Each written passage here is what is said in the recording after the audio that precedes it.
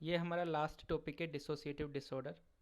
इसके 3 टाइप होते हैं: depersonalization derealization syndrome, dissociative amnesia और डिसोसिएटिव आइडेंटिटी डिसऑर्डर। तो एक एक को पढ़ते हैं हम। सबसे पहले बात करते हैं हम डीपर्सनलाइजेशन। तो इसके लिए इसके अंदर क्या होता है, it refers to a feeling of detachment from oneself, मतलब खुद से डिटैच हो गया हो। वहीं डी रियलाइजेशन क्या होता है, it refers to a feeling of detachment from one's surrounding, like the world around you is unreal. A classic description is feeling like they are watching a movie about their life. Okay? और symptoms क्या क्या हो सकते हैं? Brain fog हो सकता है, light headedness हो सकती है, being prone to anxiety and rumination. अब होता है एक इंटैक्ट रियलिटी टेस्टिंग। तो क्या रियलिटी टेस्टिंग उनकी इंटैक्ट होती है? which is in an individual's ability to distinguish their thoughts and feelings from the real world. ठीक है? Unlike psychosis where reality testing is disturbed, उनको पता होता है कि हाँ ये रियलिटी है, फिर भी that they are detached from their reality, उनको इसका रियलाइजेशन होता है, इंटैक्ट रहती है रियलिटी टेस्टिंग। अब बात करते हैं हम डिसोसिएटिव एमनेसिया क्या होता है।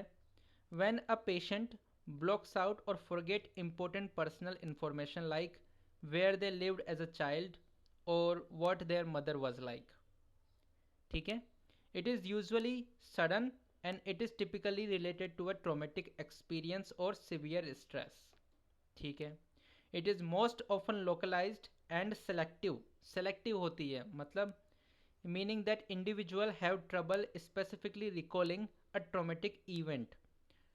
एक ट्रॉमेटिक इवेंट हुआ किसी के साथ और एज अ कोपिंग मैकेनिज्म हमारा जो दिमाग है ना उस मेमोरी को ही भूल गया, तो इसे कहते हैं dissociative amnesia.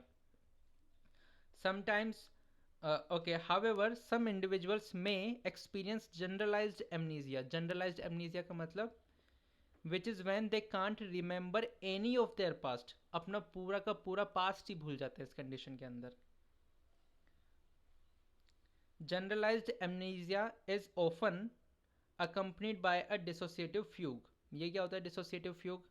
A temporary period of disorientation and wandering or traveling far away from home. In a fugue state, a person might be confused about who they are and they may believe they are someone else. Alright? इसे कहते हैं dissociative fugue. बस एक बार पढ़ लो इनको, question ठीक हो जाएंगे। अब हम बात करते हैं डिसोसिएटिव आइडेंटिटी डिसऑर्डर, जिसे मल्टीपल पर्सनालिटी डिसऑर्डर भी कहते हैं। इसके अंदर क्या होता है, individual develop 2 or more distinct identities, sometimes called personalities or alter ego. अब ये जो मल्टीपल आइडेंटिटीज है, they tend to talk and act differently than the original person. मान लो एक पर्सन है जिसकी ओरिजिनल पर्सनैलिटी है शांत रहने की, अब उसके साथ लाइफ में कोई किसी तरीके का अब्यूज़ हुआ मान लो, तो उसके बाद उसको ये बीमारी हुई।